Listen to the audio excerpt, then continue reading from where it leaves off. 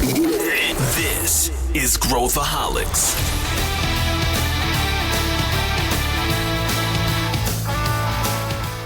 Olá, aqui é Pedro Weingärtner, eu sou o CEO da ACE e esse é Growthaholics, o podcast para quem adora inovação e empreendedorismo. A pandemia deixou muitas marcas no mundo, entre elas a nossa relação com o trabalho.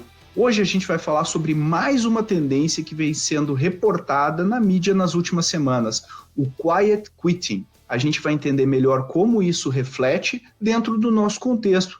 Vamos fazer previsões e debulhar esse tema.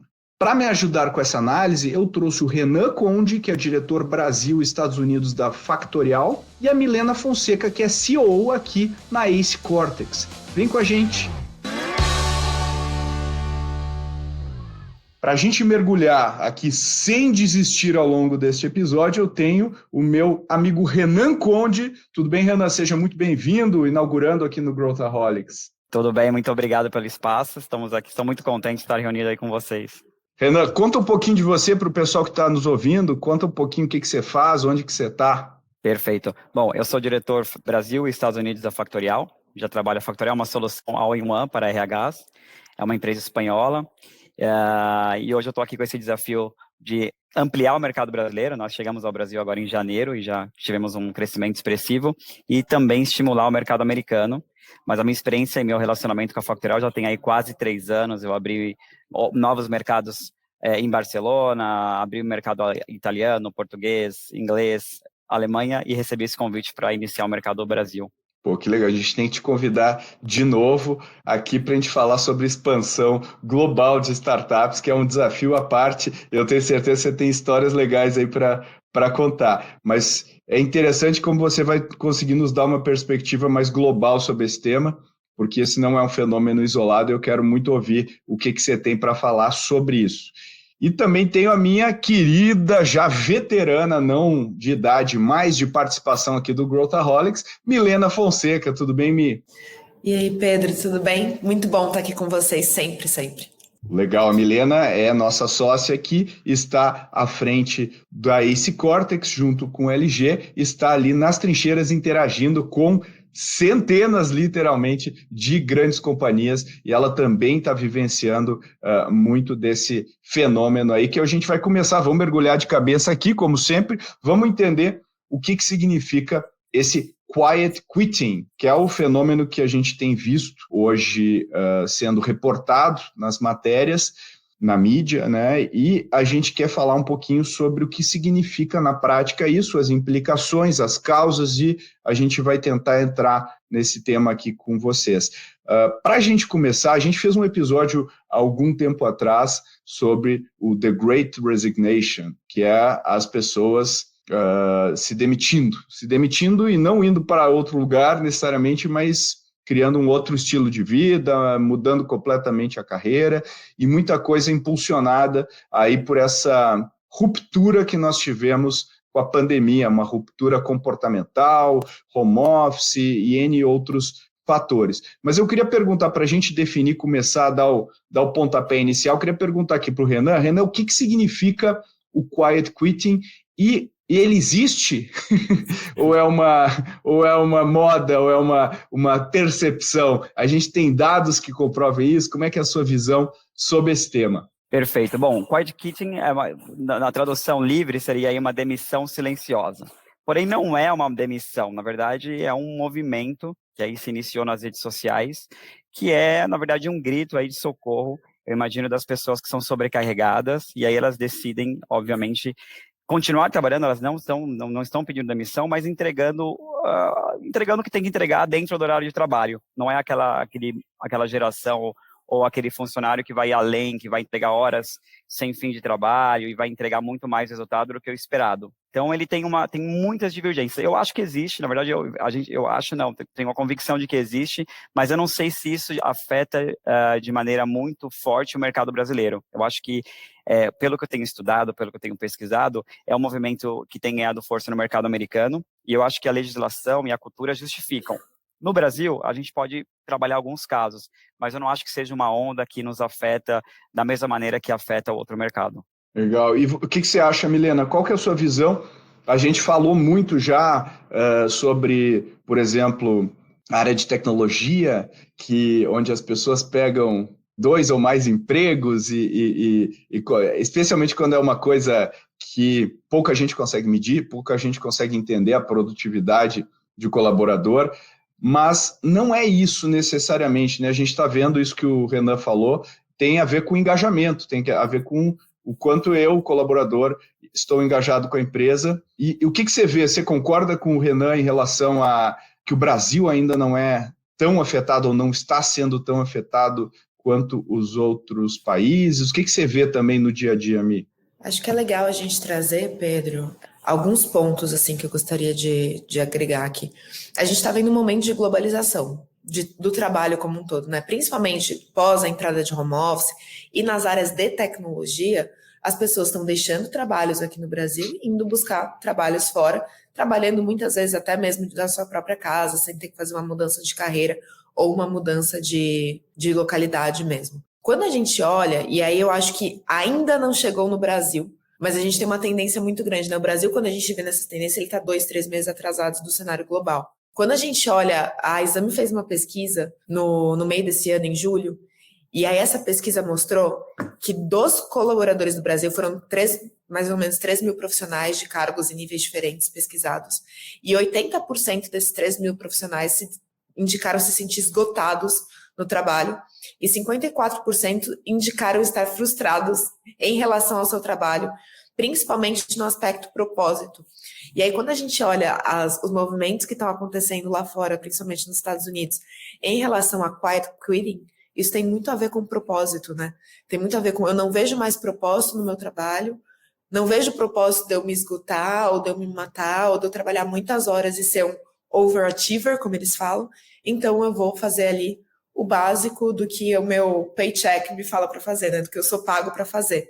E eu acho que esse movimento vem muito se a gente olha nos últimos anos, né, os últimos 2 anos de pandemia, foram anos muito grandes de adaptação, em que os colaboradores tiveram que fazer adaptações muito fortes no seu estilo de se relacionar, no seu estilo de trabalho, no seu estilo de lidar com as pessoas como um todo, né? E isso principalmente em públicos mais jovens. Se a gente vê a geração Z, principalmente, que tiveram seus primeiros empregos muitas vezes no período de pandemia, esse movimento é ainda mais forte, porque eles não criaram aquele vínculo com o ambiente de trabalho, eles não criaram aquela relação com o ambiente de trabalho. E eu acho que nesse primeiro momento, no Brasil, ainda não é um termo muito preocupante, ou um movimento que está com tanta força, mas isso começa a se criar a partir do momento em que a gente vê que 80% dos colaboradores estão se sentindo esgotados de alguma forma com o seu ambiente de trabalho, com os seus modelos de trabalho. Né? Se a gente puxa, assim, eu acho que o grande risco, no Brasil principalmente, é a partir do momento em que esse movimento de quiet quitting, que ainda está muito entre os jovens, se a gente for olhar, atingir o nível gerencial. Porque se a gente está falando que quiet quitting é um movimento que tem a ver com uma sobrecarga emocional e não uma sobrecarga de tarefas, né? Eu estou me sentindo esgotado, eu estou emocionalmente muito cansado e eu vou segurar minhas reservas emocionais. Talvez eu vou fazer o mesmo nível de trabalho, mas não me estressar tanto, não me pressionar tanto e manter quase que um foco muito extensivo, assim, em saúde mental. Quando a gente vai para um nível gerencial, um nível de liderança de primeiro, segundo nível, a gente vê que o trabalho ele é essencialmente emocional. Então, me preocupa quando esse movimento chegar no nível de liderança, porque aí sim a gente vai começar a ter uma descompensação, aqui no Brasil principalmente, né? Mas eu concordo com o Renan, eu acho que ainda não chegou, mas a gente vê tendências de que a gente está próximo já desse movimento. Principalmente considerando que foi um movimento que nasceu no TikTok, né? Que é uma rede que já está completamente viralizada. Que em si já mostra que quando o cara está com muito tempo para ficar no TikTok, já mostra que está desengajado. Então tem um viés de seleção também. Mas eu estou pegando uma pesquisa aqui do Gallup, do Instituto Gallup, que eu achei interessante para a gente discutir, que o Gallup mede há muitos anos o nível de engajamento dos colaboradores no mercado americano. E aí, se a gente olhar desde 2000 até 2022, eles têm a categoria dos que estão engajados, ou seja, estão altamente conectados com aquilo que estão fazendo, dos que estão desengajados e dos que estão ativamente desengajados. Eles falam que o ativamente desengajado é o cara que conscientemente não faz nada além do básico. E se a gente olhar esse gráfico, depois a gente vai colocar aqui nas notas do episódio essa matéria, se a gente olhar esse gráfico, os engajados subiram consideravelmente a partir de 2012, atingiram um pico em 2020, foi o pico dos engajados, e aí começou a cair. Caiu, hoje está num patamar ali parecido com 2016, só que o que aconteceu, a curva dos ativamente desengajados, ela é inversamente proporcional à curva dos engajados, e os ativamente desengajados baixaram assim recordes em 2016, 17, 18, em 20 eles começaram a aumentar. Então agora as curvas estão, né? Os engajados estão caindo e os ativamente desengajados estão subindo. E o que o Gallup falou, se eles fizerem um recorte, esse recorte vai muito na geração Z e corroborando com isso que a Milena falou da idade, né, e da experiência do trabalho destas pessoas ser diferente da experiência do trabalho das outras gerações.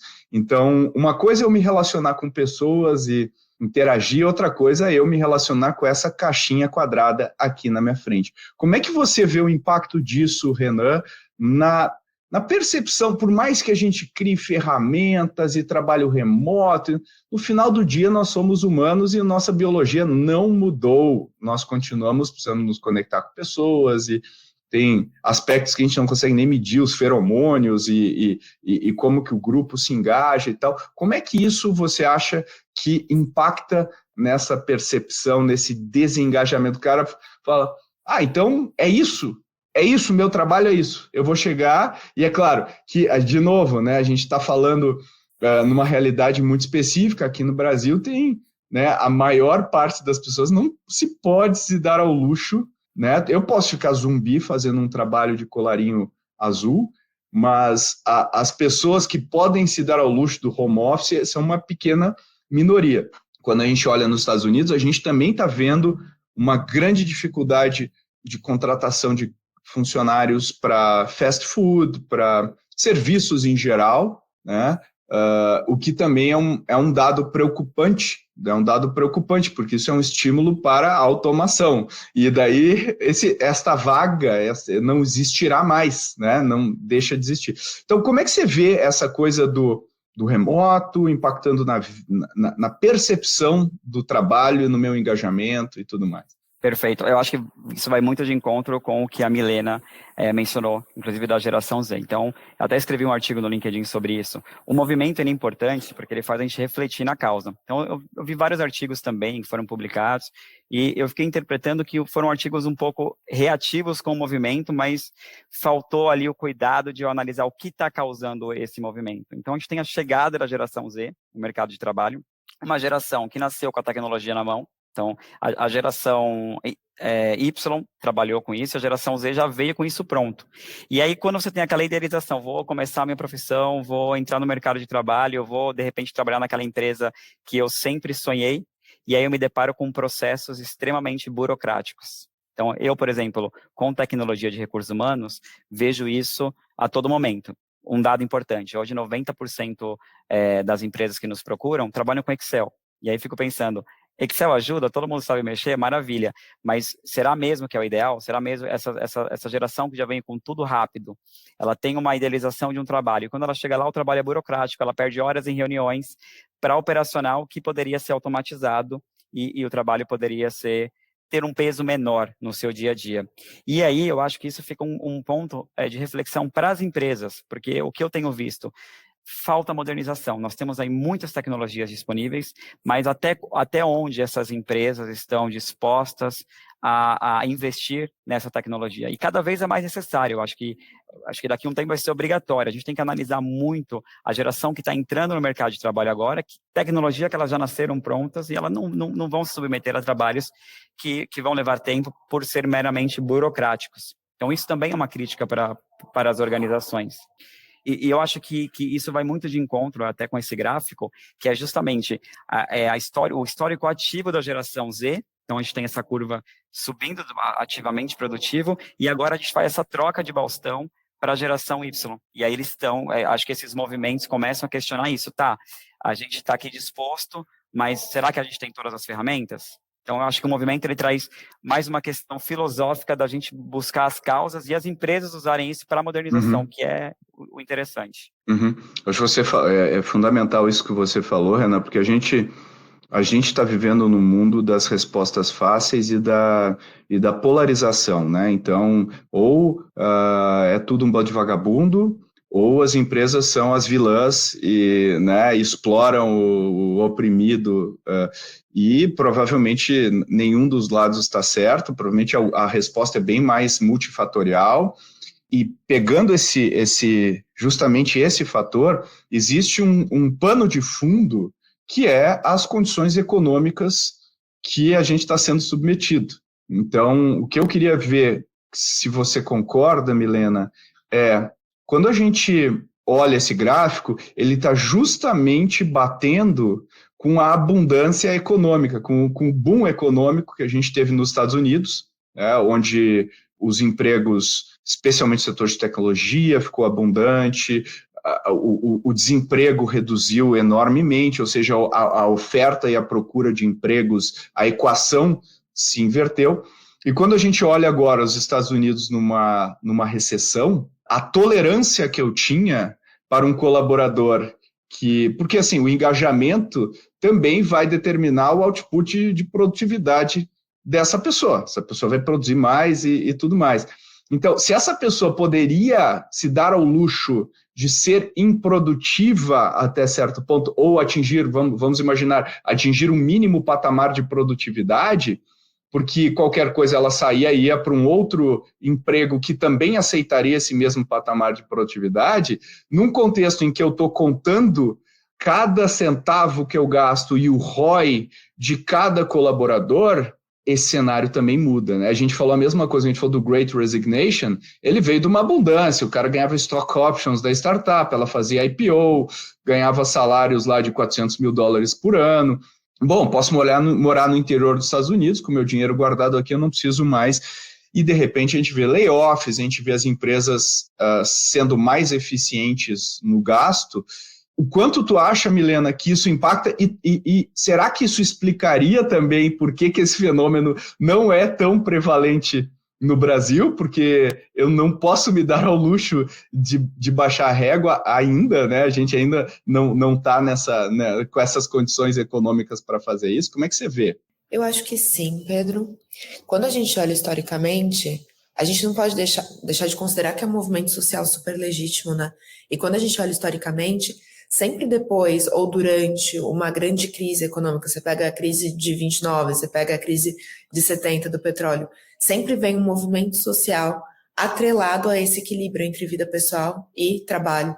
Se a gente olha mesmo as políticas de work-life balance, eles vieram ali no meio da crise do petróleo em 1970, na década de 70, né? Então, acho que tem uma relação muito grande entre momentos em que eu estou ali numa estrutura em que economicamente a empresa pode ser um pouco mais leve, né? Ela não tem essa rigidez tão grande, e momentos de recessão. A gente não pode deixar de considerar também o fator psicológico que uma recessão traz, né?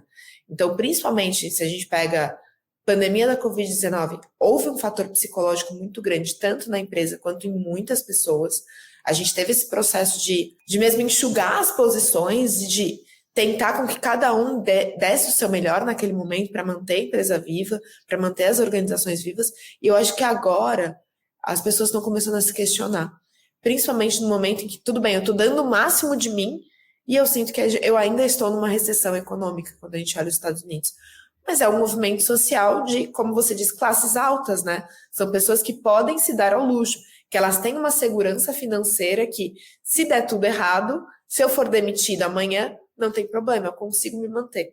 O que impede isso de acontecer em outros países, né? Onde as condições econômicas são muito mais precárias, como, por exemplo, no Brasil, nesse momento, né? Acho que a gente vai ver ainda em classes mais altas isso. Mas quando a gente olha, assim, principalmente o movimento de quiet quitting, eu acho que ele foi muito mal interpretado no sentido de, quando a gente fala a tradução, né, de demissão silenciosa, na verdade é muito mais um desengajamento silencioso do que uma demissão. É muito mais a pessoa olhando para onde ela vai priorizar e o que ela vai priorizar e questionando isso, em um momento em que a gente precisa entender qual que é a posição de cada um no ambiente de trabalho, né? Eu acho que é um bom questionamento para as empresas, principalmente empresas em que trabalham num nível de estafa mesmo, né, em alguns modelos de negócio, versus empresas que aí sim têm uma segurança maior ali de caixa, em que eu não preciso ter menos colaboradores fazendo mais coisas. Mas é importante dizer também que esse movimento sempre existiu, né? Não é novo você ter colaboradores dentro das organizações que fazem o mínimo que é solicitado, que dá 5 horas da tarde, batem o ponto e tchau, filhão, vão embora. Então, isso sempre foi algo muito comum nas organizações. Eu acho que está ganhando mais um boom agora por conta do movimento e momento psicológico de recessão que a gente está, versus a nova entrada de um perfil novo no mercado de trabalho, que é um perfil mais ligado a propósito. Mas a gente não pode deixar de lado que, sim, todas as vezes que a gente tem uma grande recessão, a gente vem com um movimento social focado em equilíbrio logo em seguida, né? Isso pode ser visto nas últimas crises que a gente teve globais. Legal. Eu acho que é um ótimo ponto essa questão de fluxos, né, que a gente acompanha. E aí, essa mesma pesquisa do Gallup, Renan, ela fala também do papel da liderança. Então, ela fala que a cada 3 líderes, 2 estão quiet quitting, ou seja, estão desengajados. O impacto, a reação em cadeia do líder para os liderados e as lideradas em relação a isso, obviamente, impacta, porque não existe nada mais frustrante do que uma liderança que não está engajada, que não está preocupada com você, que não está cuidando do seu desenvolvimento. Então, acho que tem esse aspecto que eu queria ouvir de você, mas também você falou uma coisa, Renan, da tecnologia, né? Você falou que as empresas, especialmente quando a gente pensa assim, como eu organizo o trabalho e como o contexto muda, eu acho que o que aconteceu durante a pandemia, a gente ainda não sabe transpor o trabalho que a gente fazia no mundo presencial para o mundo híbrido. Ou seja, a gente continua fazendo as mesmas reuniões, com as mesmas pautas, do mesmo jeito, a gente não aprendeu a trabalhar de maneira assíncrona, a gente não aprendeu a colaborar online, e as tecnologias, como você falou, são muito chatas no mundo corporativo, são muito ruins. E imagina só, uma geração Z, como você falou, foi criada usando tecnologia. Aí ela abre o TikTok, em vez de dar o exemplo do TikTok, que quando a gente faz uma ressonância no cérebro enquanto a pessoa está usando, é quase como cocaína. O efeito é quase uma droga de engajamento e é extremamente estimulante, a pessoa não para, é um negócio viciante. E aí eu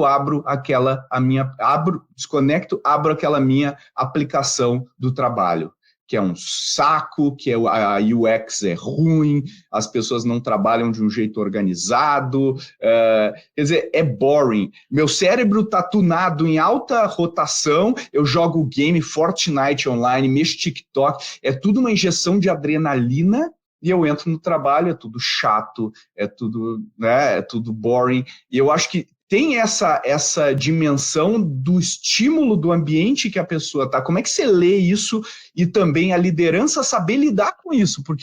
E não dá para a gente bater na liderança também, porque cadê o playbook de como gerenciar neste momento e tirar a maior produtividade possível, né? Excelente. E nós temos aí 2 problemáticas, né? Então, nós temos um velho problema, que eu acho que fica mais evidente agora, que é o líder que ele virou líder porque era a única opção. Então, onde a gente fala de carreira, a empresa pega aquele cara que é o melhor na função dele e, de repente, ele não tem uma skill de liderança, nem quer, mas a carreira dele direciona, porque o que eu faço com esse cara? Se eu não cresço ele para líder, o que eu faço com ele? Então, eu já tenho ali um cara que, de repente, ele é muito bom processual, mas ele não é tão bom para gestão. E a gente tem essa problemática que as empresas não conseguem criar um career path para esse cara. Então, ele precisa ali ser alocado onde ele consegue desempenhar. Então, esse é um ponto.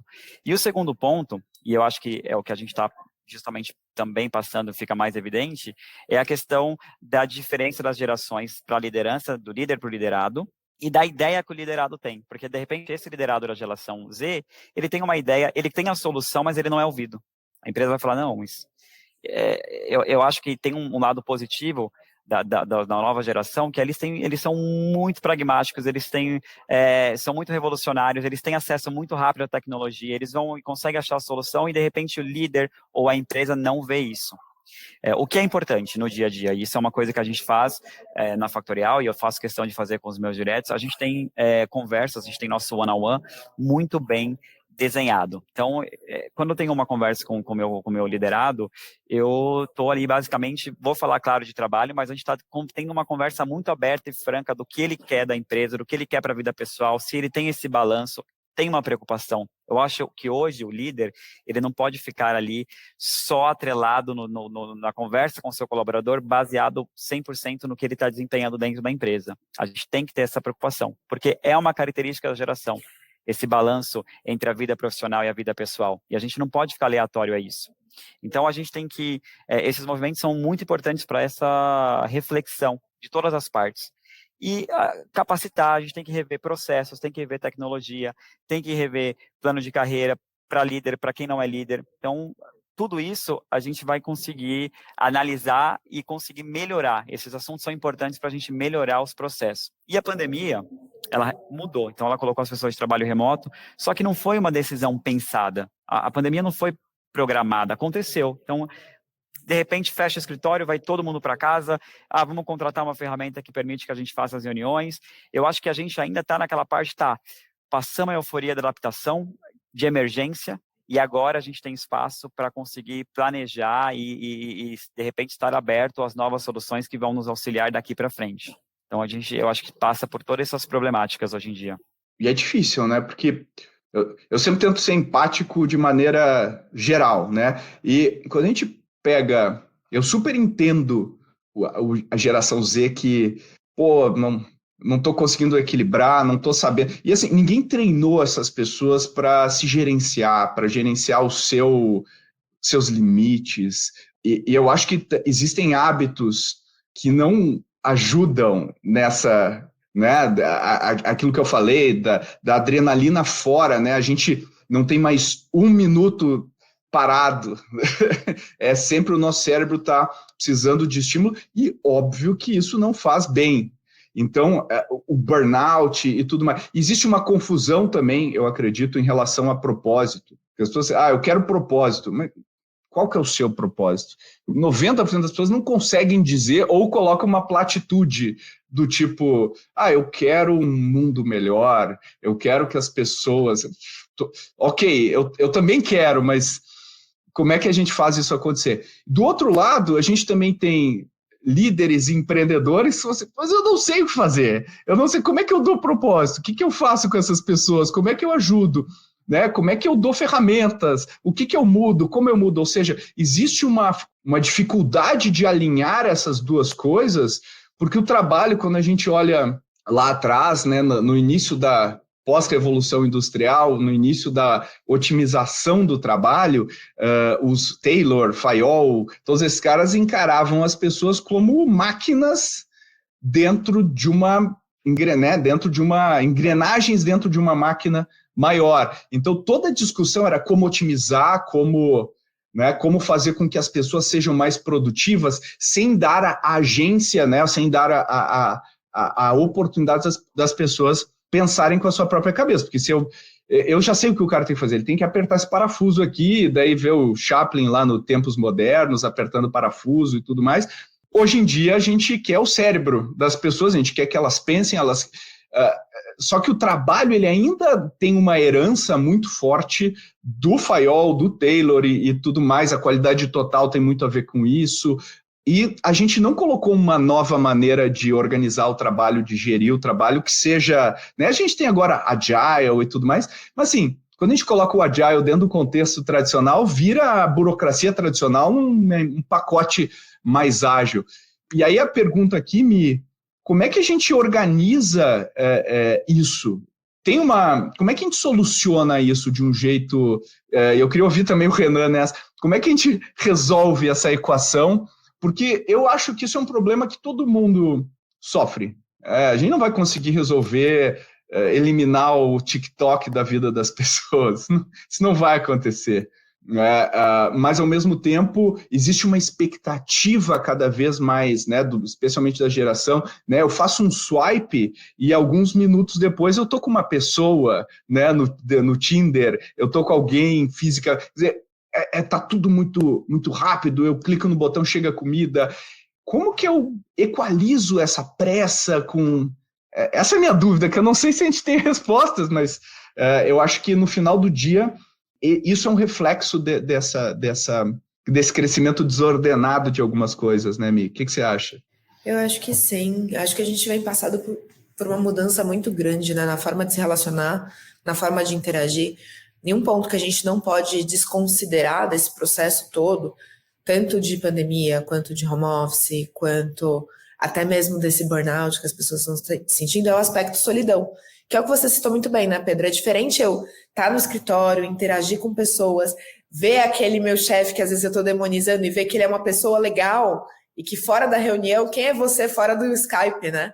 Ele é uma pessoa... Nossa, Skype fui velha, mas quem é essa pessoa fora do ambiente digital?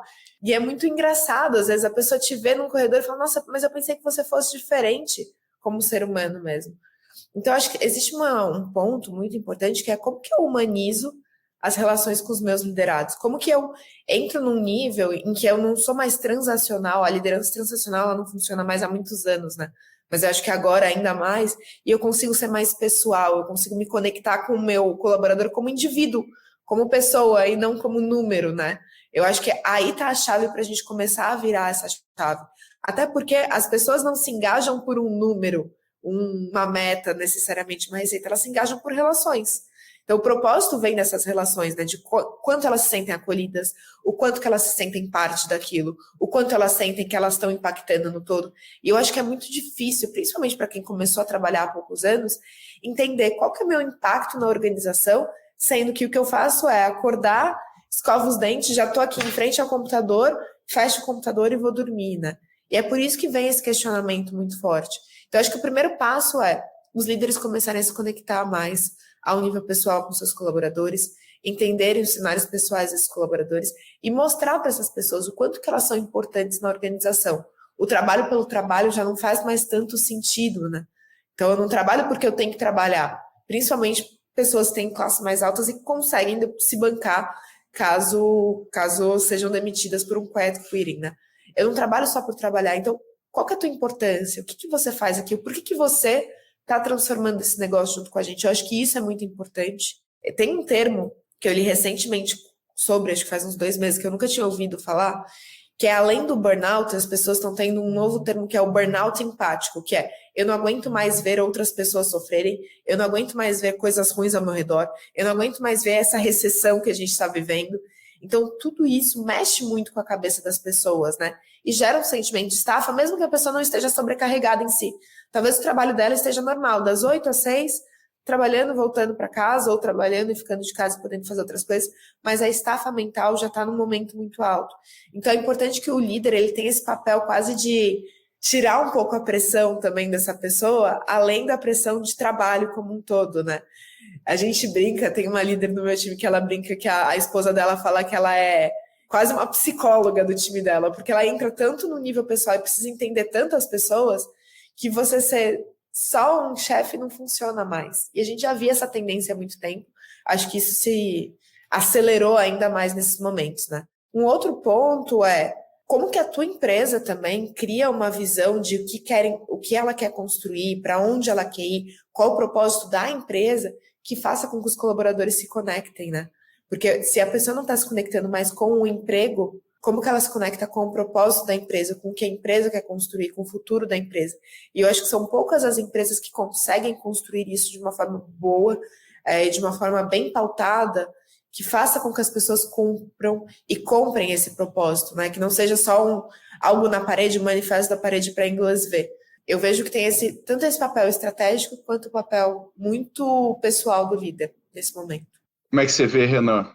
Eu estou de acordo, eu acho que eu vou até comentar assim, qual que é o secret sauce aí da Factorial que tem funcionado. Então, uma das coisas que eu me apaixonei pela empresa, porque eu aceitei até iniciar esse desafio no Brasil foi pela parte da cultura da Factorial, que é muito forte em Barcelona.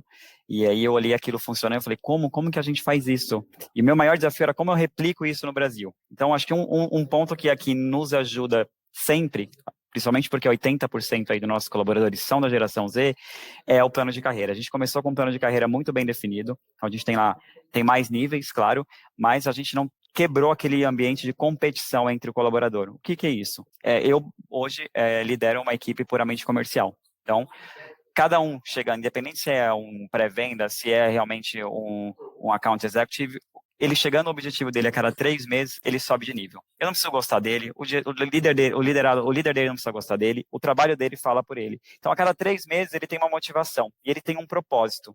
Ele não precisa esperar. O que eu vejo hoje das conversas dos colaboradores, que é muito comum, eu tenho que trabalhar aqui, esperar 1 ano e meio para poder participar de uma avaliação e ser promovido. Então, vai se frustrando. Ali não, a gente tem um plano de carreira muito aberto e que ele mesmo consegue galgar sem aprovação de ninguém. Ele consegue ali enxergar onde ele pode chegar, para onde ele está aí, e o papel do líder modifica, porque o líder não tem mais que escolher entre o colaborador qual é aquele que eu gosto, qual é aquele que eu não gosto, qual que desempenha bem. Ele vai motivar a sua equipe para todo mundo crescer, porque eles não estão mais competindo. Então hoje a gente começa, em nossas conversas na Factorial, a gente fala muito de compartilhar. Olha, o colaborador X tem uma tática muito boa, você tem uma outra tática, vamos unir todo mundo e todo mundo aprender. Então, a gente estimula o aprendizado em conjunto. É uma coisa impressionante, porque mesmo hoje, em que as pessoas estão mais querendo trabalhar de casa, ficando mais em casa, a Factorial, aqui no Brasil, as pessoas querem estar no escritório. Eu até brinco que eles ficam a gente tem um coworking, então tem várias atividades, eles ficam até mais tarde todos os dias, eles estão construindo uma família, e eles têm muita liberdade para isso. E o outro ponto, que eu sempre defendo quando a gente fala do tema, essa hierarquia que existe nas empresas. Eu acho que hoje também a gente achatou isso. Hoje na Factorial, nossos canais de comunicação, a gente quer que todo mundo seja ouvido. Então, desde do estagiário, se ele quer mandar uma mensagem para o founder, se ele quer mandar uma mensagem para o dono do produto, ele tem essa liberdade, ele vai ser ouvido. Eu acho que todas essas questões da solidão do home office ou do presencial, a gente tem uma demanda humana muito forte das pessoas que querem se sentir ouvidas. E às vezes a gente cria uma estrutura onde elas não conseguem ser ouvidas. E hoje em dia a gente tem que estimular isso. Eu preciso ouvir, eu preciso saber do seu ponto de vista, eu preciso aprender com isso. E eu acho que isso tem ajudado a gente a modificar. Não sei se é o ideal, mas tem funcionado. Eu achei super interessante. Eu acho que tem a ver, né? Porque os ciclos de feedback, se está tudo mais acelerado na vida, né? Quando a gente vai jogar o joguinho qualquer, a gente começa a jogar o joguinho, baixei lá, aprendi, em questão de minutos, ele já me sobe para o nível 2. Depois, aí demora um pouco mais, me sobe para o nível 3. Depois demora alguns dias para o nível 4, e aí ele vai exponencialmente somando os pontos de modo que vai ficando mais difícil. Quando entra uma pessoa que está acostumada a jogar o joguinho e ir para o nível 1, para o nível 2, com a velocidade de horas, assim, quanto tempo eu vou ser promovido?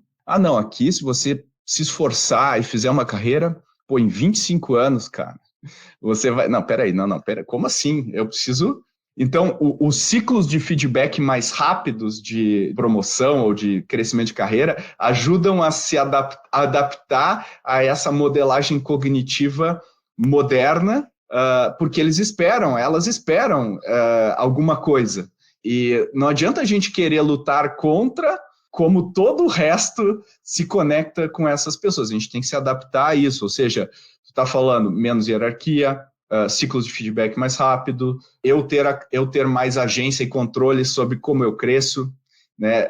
O meu crescimento está atrelado a fatores que eu consigo entender e controlar, né? E aí entra um pouco do que a Milena falou também, da liderança entender isso, e o líder, aquele velho lá atrás que a gente falava, o líder como facilitador, e não como, né, eu tenho que conduzir as pessoas para cá. E eu acho que esse elemento de eu criar o vínculo com as pessoas é um fator que a gente subestima, porque quando a gente lê, por exemplo, relatos de guerra, da Segunda Guerra ou da Primeira Guerra, né, quando tu vê, por exemplo, o Tolkien, lá serviu na Primeira Guerra Mundial, que foi uma guerra extremamente longa, batalhas de 700 dias, de 500 dias lá no meio da lama, E aí, quando ele vai lá e expressa isso na arte, né, no Senhor dos Anéis, a gente vê que é uma história de companheirismo, de pessoas juntas,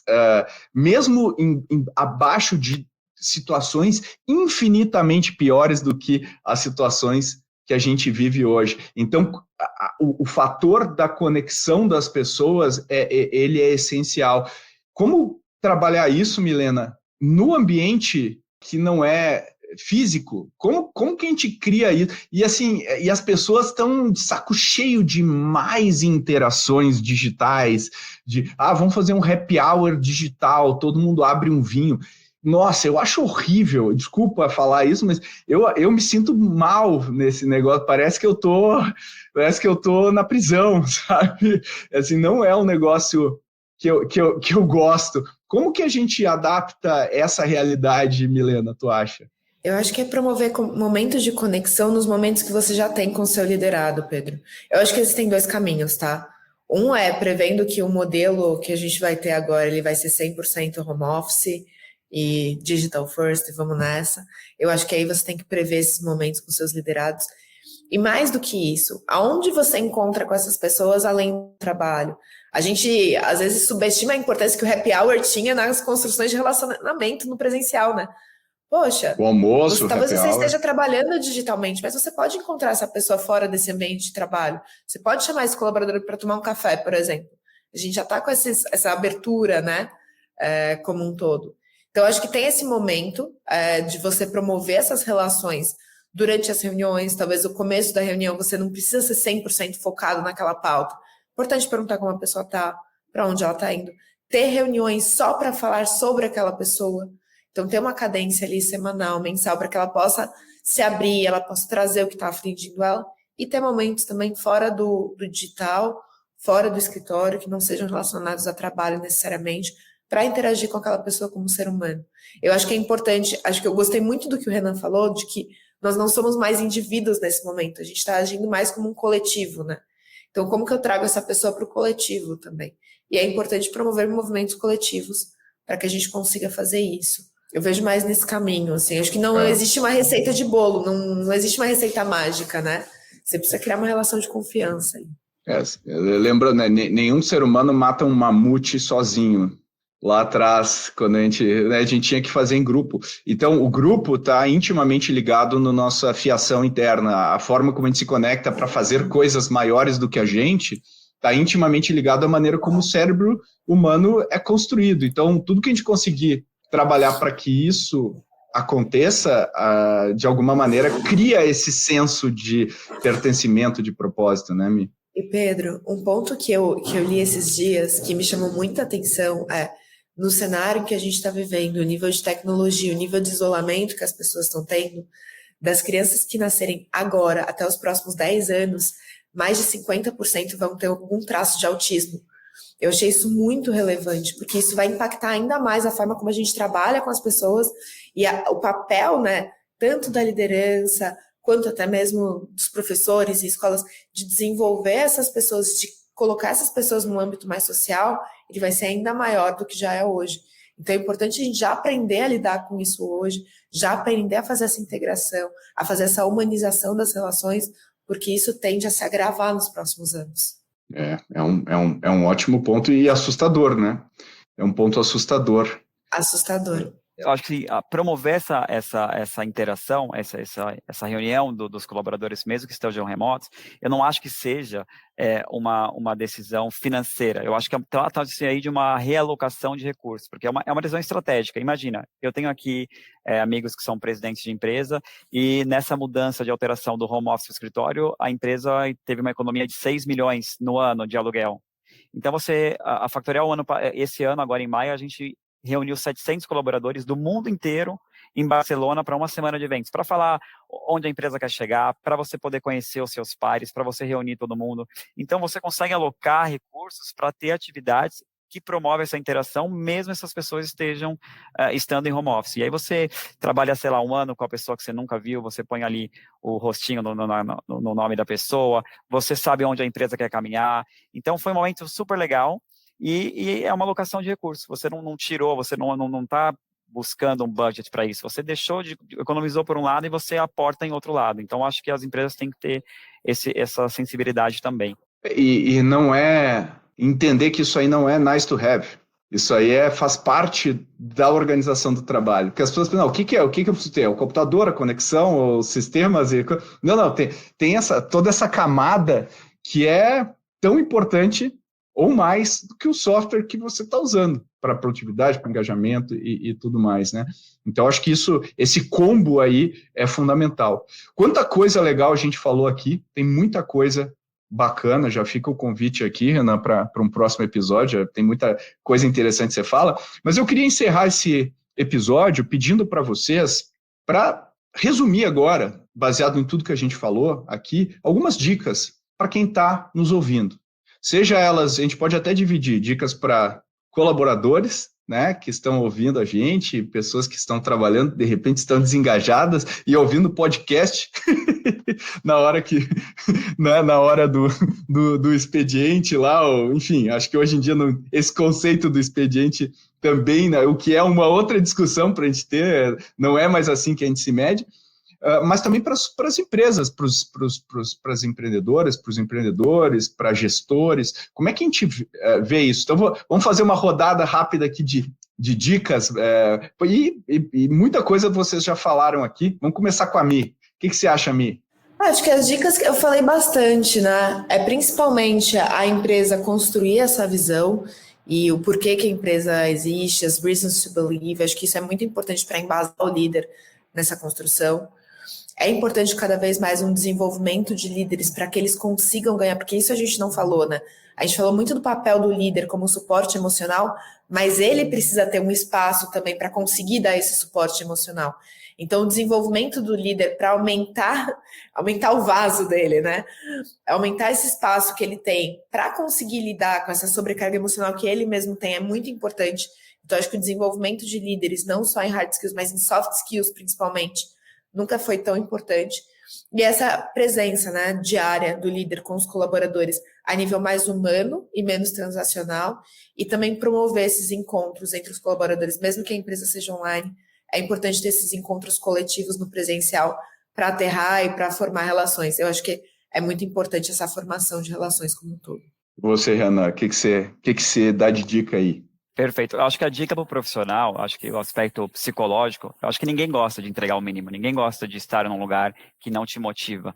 E eu acho que hoje, com toda a globalização e as oportunidades, eu acho que a gente desempenha melhor quando a gente desempenha com paixão. Então, acho que quando você chega a esse ponto de você querer entregar os pontos e falar, olha, não vou mais além, eu estou tranquilo, porque talvez seja a hora da mudança, talvez seja a hora de você se reencontrar também como profissional. De repente, eu estou também desempenhando uma função que eu não me enquadro, mas eu estou ali puramente pelo financeiro, de repensar a carreira. E para a empresa, eu acho que fica a reflexão da modernização. É importante, porque a gente está falando hoje de problemas que já estão acontecendo, mas se a gente olhar para o que está acontecendo hoje e as futuras gerações, são gerações cada vez mais tecnológicas. A gente não tem essa opção de não modernizar. O nosso novo público, ele é tecnológico, a gente não consegue mais segurar isso. E para os líderes, uma coisa até que eu tenho trabalhado, para os novos líderes, né, eu tenho até trabalhado em material de palestra, basicamente, quando você cria um novo líder, que você desenvolve uma pessoa para liderança, a primeira situação que eu vejo é como brincar de casinha quando você é pequenininho. Essa pessoa, ela replica tudo que ela pensa que é um líder. E aí você tem que reprogramar, falar, não é assim, eu quero que você tenha seu toque pessoal, eu quero que você aprenda, mas basicamente, quando é na pressa, quando é um cargo que foi colocado ali, a pessoa basicamente, ela começa a replicar o que ela acha que é um líder. E você tem que desenvolver a sua própria liderança, isso é o mais importante. Acho excelente esses pontos. E se eu puder contribuir aqui, eu acho que para os colaboradores é importante também olhar para dentro e aprender a se gerenciar, aprender a gerenciar a sua energia, ouvir os sinais, ouvir quando por que eu estou me sentindo desengajado, o que falta, e tentar buscar, tentar abrir o diálogo, tentar, né, não desistir, não jogar a toalha no sentido de como que a gente constrói uma ponte entre como eu estou e onde eu quero chegar, e entender que o burnout é uma coisa que vem de dentro, né? Não vem de fora. Eu tenho que aprender a saber quando que eu estou chegando no burnout, por que eu estou chegando. E burnout não é excesso de trabalho, eu não entendo por que eu estou fazendo isso, eu tenho a percepção que eu não tenho controle sobre o que eu estou fazendo, tem uma série de fatores, o ambiente que eu estou não está me alimentando. Então, tudo isso, eu acho que é importante a gente também parar e fazer um check de como que a gente está. Eu acho que isso a gente tem que se acostumar a fazer, é fundamental. E dito isso, eu queria agradecer muito vocês dois aqui por esse debate, eu achei excelente, eu acho que quem está ouvindo aqui certamente pegou várias dicas. Então, Renan, muito obrigado pela sua participação, obrigado aí por ter compartilhado tanta coisa legal com a gente. Eu agradeço o espaço, fico aí também nas redes sociais, tem o LinkedIn, a gente tem trabalhado aí compartilhando muito da minha visão, e também no Instagram, né, Conde Renan, podem me seguir que eu dou algumas dicas lá também. Conde Renan, Conde, C-O-N-D-E, Renan, com Isso. N, Renan, você vai conseguir seguir o Renan com várias dicas legais. E muito obrigado, Milena Fonseca, de novo aí pela sua participação e seus insights poderosos. Obrigada, Pedro. Obrigada, Renan. Prazer trocar com vocês hoje. Se você quer saber mais sobre esses movimentos no trabalho pós-pandemia, dá um pulo no episódio 141, onde a gente fala sobre o fenômeno do The Great Resignation. A gente fala muito sobre isso e eu tenho certeza que se você gostou desse episódio, você também vai gostar muito do episódio 141. Como sempre, manda mensagens pra gente, manda sugestões, dicas, qualquer coisa que você queira falar sobre esse episódio e qualquer outro. A gente adora receber o seu feedback, de verdade, e a gente responde cada um deles com muito carinho. E como sempre eu peço, se você puder parar 1 minuto para compartilhar esse episódio nas suas redes, ajuda bastante a gente ganhar cada vez mais alcance com o Growthaholics. Vai lá, me marca, eu vou comentar no episódio que você postar. Até a próxima.